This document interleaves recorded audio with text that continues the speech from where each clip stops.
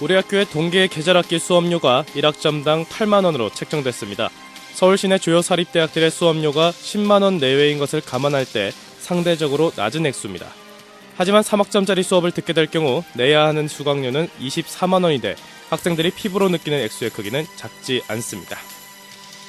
동아리연합회 선거 세칙이 바뀌었습니다. 사실 총학생회 선거보다도 학우들의 관심을 못 받는 게 동아리연합회 선거죠. 그래서 이번에는 총학선거와 함께 치르기도 하고요. 동아리연합회가 어떤 자구의 노력을 꾀하고 있는지 박소연 기자와 함께 들여다봤습니다. 우리 학교에서 에코캠퍼스 주간 행사가 다음 달 9일까지 진행됩니다. 재작년부터 시작한 에코캠퍼스 행사는 캠퍼스에 있는 낙엽을 치우지 않고 그대로 보존하는 것을 말합니다. 학교 측은 가을의 낭만을 느끼게 해주기 위해 행사를 진행한다고 밝혔습니다.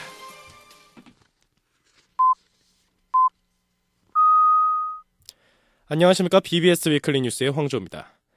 6.4 지방선거부터 7.30 재보궐선거까지 우리는 쉴 틈 없이 지난 여름을 보냈습니다. 더 이상 예정되어 있는 선거는 없는데요. 우리 대학생들은 얘기가 다릅니다. 바로 총학생회 선거가 있죠. 지난 몇 년간의 우리 학교 총학을 되돌아봤을 때 그리 조용히 넘어간 적은 별로 없는 것 같습니다. 경고 누적으로 인한 총학 후보 자격 박탈부터 시작해서 정부후보의 후보 등록 시기 논란까지. 하지만 한편으로 되돌아봤을 때 학생들이 이러한 사안에 문제의식을 가지기나 했냐는 의문은 남습니다. 어쩌면 선거에 대한 무관심이 계속 논란거리가 생기는데 여지를 주는 건 아닐는지요. 이번 47대 총학생회 선거만큼은 그들만의 선거가 되지 않았으면 합니다.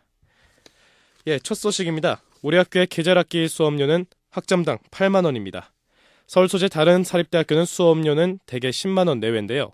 물론 우리 학교보다 저렴한 곳도 있고요. 그런데 이렇게 다른 학교와 비교하는 게 맞는 것인지 모르겠습니다.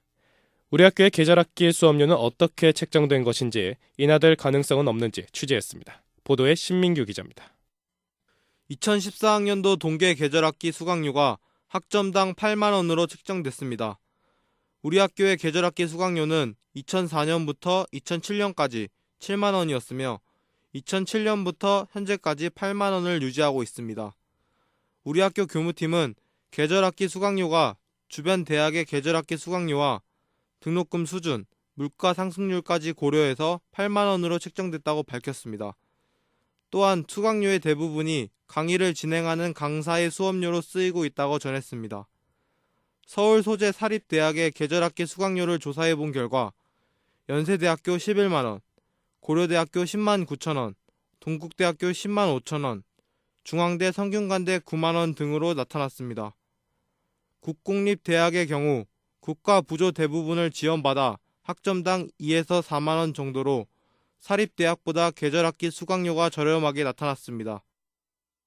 한편 교무팀 이정우 관계자는 계절학기 수강료 인상과 인상안에 대해 교무팀에서 이야기가 있었으며 현재 우리 학교 계절학기의 수강료는 인하할 계획이 없다고 밝혔습니다. 올리지 않기 위해서 노력하고 있다. 그래서 당분간 이게 내려갈 수는 현실적으로 없다.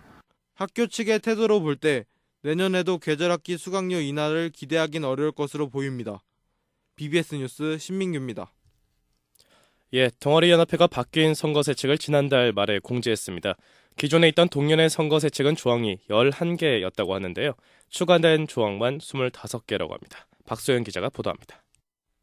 동아리연합회가 올해 선거 시행세칙을 지난달 24일 동아리연합회 홈페이지를 통해 게재했습니다.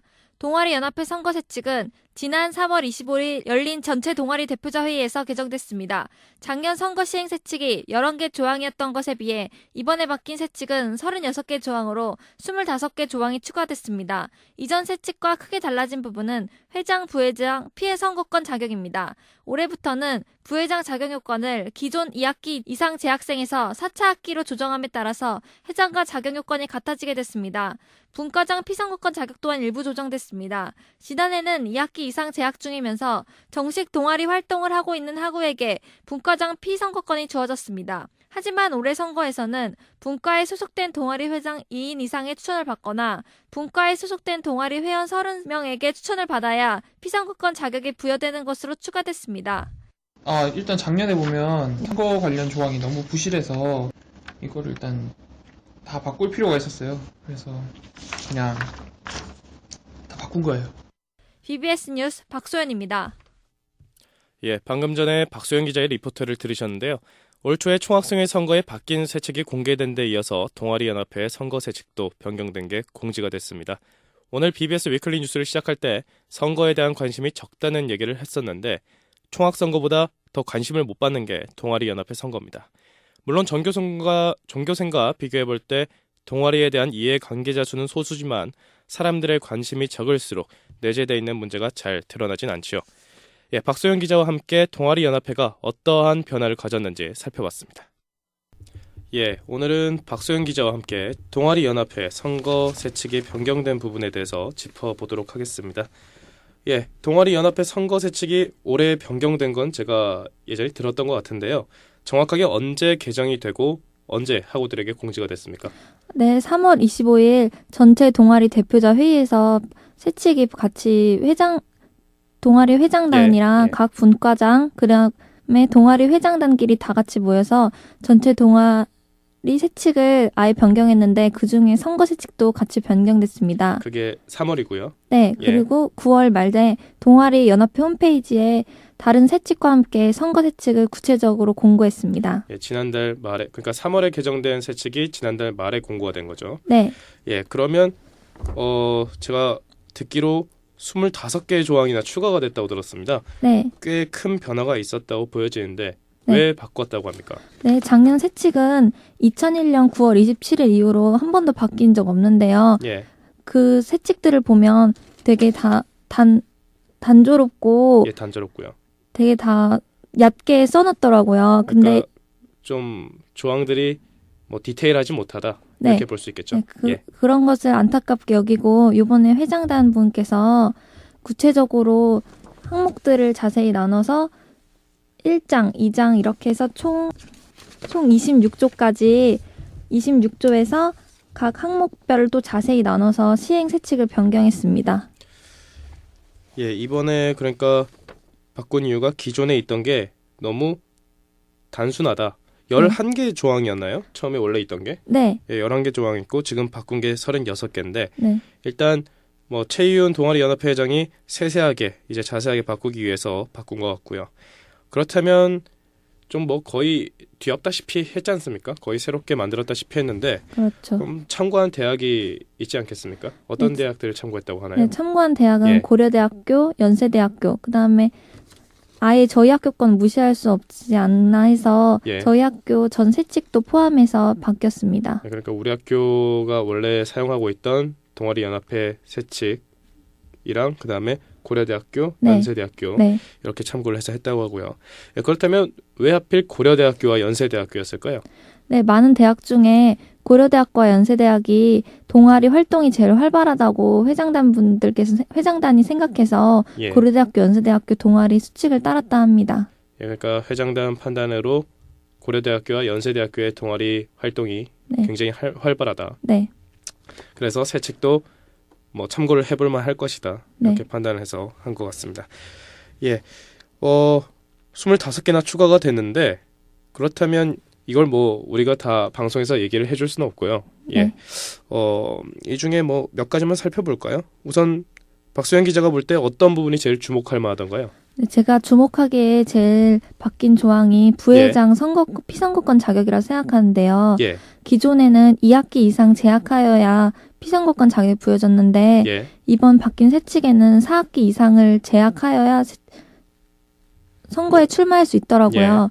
제가 생각하기에는 4학기 정도 학교를 다녀야 좀 더 학교에 대해서 더 많이 알고 예, 동아리 활동 경험도 더 많이 풍부하게 쌓임으로 예. 바뀐 거라고 생각됩니다. 그러니까 기존의 부회장 같은 경우는 피선거권을 가지려면 1학년 2학기 이상에만 재학 중이면 됐었는데 네. 이제는 2학년 2학기 이상 재학 네. 중이어야 한다는 걸로 바뀌었고요.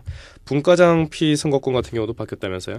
네, 분과장 피선거권은 기존에서 추가됐는데요. 예, 기존에서 추가된 이유는 아무래도 회장다 부회장 나오려면 또 추천서를 첨부해서 해야 되는데 분과장은 추천서가 필요하지 않는 게 예, 어찌 보면 불공정하다고 볼 수도 있으니까 예, 동아리 회장단이랑 부회장단은 10명 이상의 추천서를 첨부해야 되는 반에 예. 분과장은 그보다 자격이 약간 낮으므로 2인 예. 이상의 추천을 받거나 분과에 소속된 동아리 회원의 30명 이상의 추천을 받은 걸로 이렇게 예. 회장단과 차별을 두었더라고요. 아, 그렇죠. 부회장 같은 경우 피선거권 자격이 뭐 4차 학기로 아까 앞서 얘기했었는데 분과장 이전에 이게 회장이랑 같아진 거라면서요, 자격이. 네, 회장단 예. 자격이랑 동일시 됐습니다. 그러니까 크게 주목해 볼 만한 거는 정리해 보면 부회장과 분과장의 피선거권 자격이 뭐 강화됐다고 해야 될까요? 좀 어려워졌고요. 맞습니다. 그다음에 또 주목해 볼 만한 게 아예 새롭게 조항이 추가된 게 있다고 들었습니다. 네, 선거관리위원회가 새로 예. 이번에 개설됐는데요. 예. 제가 생각하기에 선거관리위원회가 지금 개설된 이유가 좀 더 선거가 공정성 있고 예. 좀 더 투명하게 하기 위해서 예. 선거관리위원회를 조직한 것 같습니다. 선거관리위원회가 추가가 됐다고 한다면 뭐 기존에 있던 조항에는 선거관리위원회라는 조항이 없었던 건가요? 아예? 네, 아예 예. 없었는데 이번에는 예. 제2장 선거관리라고 이렇게 딱 명시해 놓으면서 예. 선거관리위원회를 구성한다고 여기 써놨더라고요. 예. 이 선거관리위원회 구성을 보면 되게 구체적으로 여기서 2장에서 되게 구체적으로 명시해 놨는데요. 예. 이것들을 보면 되게 이번에 회장단께서 이번에 선거에 되게 준비를 많이 기울이는 모습을 볼 수 있습니다. 그러니까 우리가 보통 동아리 연합회 같은 경우에는 뭐 총학선거도 그렇게 관심도가 높다고 말할 수는 없지만 동아리 연합회는 좀 그것보다 덜하잖아요. 그렇죠. 그래서 보통 신경을 쓰지 않는 부분인데 2009년부터 그대로였다고 했나요? 예. 2001년도부터 2001년부터 세칙이 한 번도 변경된 적이 예, 없습니다. 그러니까 2001년도부터 안 바뀐 세칙을 이번에는 그래도 신경을 좀 써보자 해서 바꾼 것 같습니다. 네. 예, 여기까지만 듣겠습니다. 박소영 기자였습니다. 수고했습니다. 우리 학교가 내년부터 국내 대학 최초로 전교생 대상의 소프트웨어 코딩 교육을 실시합니다. 우리 학교는 내년부터 소프트웨어 코딩 교육을 전체 학부과 1학년의 교양 필수 과목으로 진행한다고 지난 화요일에 발표했습니다. 코딩은 컴퓨터 프로그램을 뜻하며 C 언어, 자바, 파이썬 등 컴퓨터 언어로 프로그램을 만드는 작업입니다. 학교 측은 모든 학생들이 소프트웨어 환경에 익숙해질 수 있도록 코딩 교육을 내년부터 모든 학생을 대상으로 진행하게 됐다고 말했습니다. 이에 따라 내년 신입생부터는 인문사회 예술 계열에 상관없이 컴퓨터 개론, 교육용 프로그래밍, 도구인 스크래치 교육과정과 파이썬을 수강하게 됩니다. 창업지원단이 미국 벤처투자 창업기획사와 협약을 맺었습니다. 우리 학교 창업지원단은 미국 벤처투자 창업기획사인 와일드홀스 랩스와 협약식을 지난 월요일에 가졌습니다. 이번 협약으로 다음 달 우리 학교 2개 창업 동아리가 미국 현지 창업가에게 자신들의 아이디어를 소개하는 기회를 가지며 두 동아리는 또한 글로벌 시장 진출에 대한 가능성과 전략을 지도받게 됩니다. 창업지원단 김도연 단장은 이번 협약식 추진은 우리 학교가 글로벌 창업실천대학으로 앞서가기 위한 시작이라고 말했습니다. 에코캠퍼스 주간 행사가 이번 주 월요일부터 시작돼 다음 달 9일까지 진행된다고 우리 학교 홍보팀이 지난 금요일 학교 홈페이지를 통해 밝혔습니다. 에코캠퍼스는 캠퍼스 내에 낙엽을 쓸지 않고 그대로 길에 보존하는 행사입니다. 올해로 3년차인 에코캠퍼스 행사는 이번 주 월요일부터 다음 달 9일까지 시행됩니다. 이에 대해 우리 학교 홍보팀은 학우들에게 가을 낭만을 제공하고자 시행하게 됐다고 전했습니다. 전북과 신청이 다음 달 21일까지 이루어집니다. 우리 학교 교무팀은 2015학년도 전북과 신청을 다음 달 10일부터 21일까지 진행한다고 지난 화요일 학교 홈페이지를 통해 밝혔습니다. 전과 신청 대상은 2학년 2학기에 재학 중이며 내년 1학기에 3학년 1학기로 진급 예정인 학우입니다. 단 학칙 제38조에서 정한 2학년 수료 인정 학점 이상을 이수해야 하며 학부장이나 전공 주임 교수의 전과 지원 승인을 받은 학우만 지원할 수 있습니다. 전과 신청은 계열에 상관없이 모든 학부과에 대해 가능하며 주 야간 교차 지원은 제한됩니다. 전과 승인을 받은 학우는 종합정보 시스템 학적정보란에서 전과 신청을 하면 됩니다. 교직과정부에서 다음 주 월요일부터 금요일까지 교원 자격 복수전공 추가 신청을 받습니다. 이번 복수전공 추가 신청 대상은 선발된 학우 중 지난 학기 선발에서 탈락된 학우거나 휴학을 이유로 신청을 하지 못한 학우입니다. 교육학과 5차에서 6차 학기 재학생 또한 신청할 수 있습니다. 신청할 제2전공은 교직과정 설치학과 중 본인 소속과 같거나 인접 계열이어야 합니다. 인원 선발은 2012학년도 교직 설치학과별 승인 인원의 2배수 이내로 이뤄집니다. 신청은 종합정보시스템 교직정보란에서 할 수 있습니다. 이번 교원 자격 복수전공 추가 신청 선발 결과는 다음 달 말에 확정되며 학교 홈페이지 학사공지란에서 확인할 수 있습니다. 동계 계절학기가 12월 22일부터 4주 동안 진행됩니다. 교무팀이 2014학년도 2학기 동계 계절학기의 일정을 지난 16일 학교 홈페이지를 통해 밝혔습니다. 이번 동계 계절학기의 수업은 12월 22일부터 내년 1월 16일까지 이뤄지며 월요일과 수요일, 금요일에만 강의가 있습니다. 수강 신청은 12월 2일부터 4일까지 종합정보 시스템을 통해 가능합니다. 수강료는 학점당 8만 원이며 현장 실습 강좌는 추가 비용이 있을 수 있습니다. 동계 계절학기 수강 신청은 최대 6학점까지입니다. 다음 뉴스입니다. 총학생회 리필이 47대 총학생회 선거에 선거 참여 패널을 모집한다고 21일 화요일 학교 홈페이지를 통해 밝혔습니다. 총학생회는 선거에 대한 여러 단체들의 자유로운 의사표현을 듣고 이를 통해 후보자를 검증하고자 패널을 모집한다고 전했습니다. 선거 참여 패널은 선거운동본부와 토론회, 인터뷰 등을 할 수 있으며 선거운동본부 공약에 대해 의견을 개진할 수 있습니다. 선거 참여 패널은 선거 기간 동안 공동 토론회를 개최할 수 있으며 선거와 관련된 게시물의 게시 공간을 보장받을 수 있습니다. 인터뷰나 자료 요청도 가능합니다. 선거 참여 패널을 신청하기 위해서는 5인 이상의 단체여야 하며 활동계획서 한부와 참여 인원 연명부, 패널 대표자 자기소개서를 총학생회실로 제출해야 합니다. 한편 선거 참여 패널로 등록된 단체는 다음 주 월요일에 있는 선거 참여 패널 대표자 회의를 통해 활동을 시작합니다. 오늘 재난대비 긴급구조 종합훈련이 아침 10시 반부터 시작돼 국제관에서 진행됐습니다. 국제관 A동과 B동의 출입이 전면 통제되기도 했습니다. 이번 훈련은 성북소방서와 관내 22개 유관기관이 참여해 테러 발생에 따른 폭발과 화재 발생 그리고 인명구조 시연이 이루어졌습니다. 한편 본 훈련에 앞서 28일부터 30일까지는 예비훈련이 있기도 했습니다.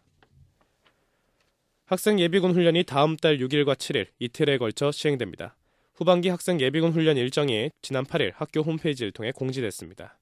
예비군 훈련 대상자는 1학기 향방 기본훈련에 참여하지 못한 인원과 2학기 복학생과 신입생 중 향방 기본훈련 대상자입니다. 훈련은 덕능 예비군 훈련장에서 실시되며 아침 9시부터 저녁 6시까지 총 8시간 동안 이뤄집니다. 단과대학별 일정은 해당 홈페이지 학사공지에서 확인할 수 있습니다. 훈련에 참가하는 교내 구성원은 신분증을 반드시 지참해야 합니다.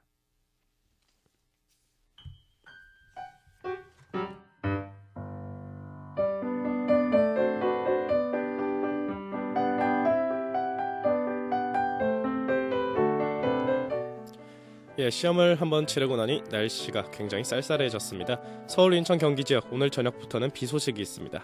저녁부터 내리기 시작한 비는 내일 새벽까지 온다고 하는데요. 아침에는 대부분 지역 모두 그친다고 합니다. 토요일인 내일 수도권 아침 최저기온은 서울 13도 등 10도에서 13도를 보이겠으며 낮 최고기온은 서울 19도 등 19도에서 20도가 되겠습니다. 다음 날 월요일은 오전에 잠깐 비가 오는 곳이 있겠습니다. 오후에 점차 비는 그치고 밤에는 날이 맑아진다고 합니다. 비가 그치면서 바람이 점차 강해져 체감기온은 낮아진다고 합니다. 일요일 수도권 아침 최저기온은 10도에서 13도, 낮 최고기온은 11도에서 14도입니다. 지금까지 주말 날씨였습니다.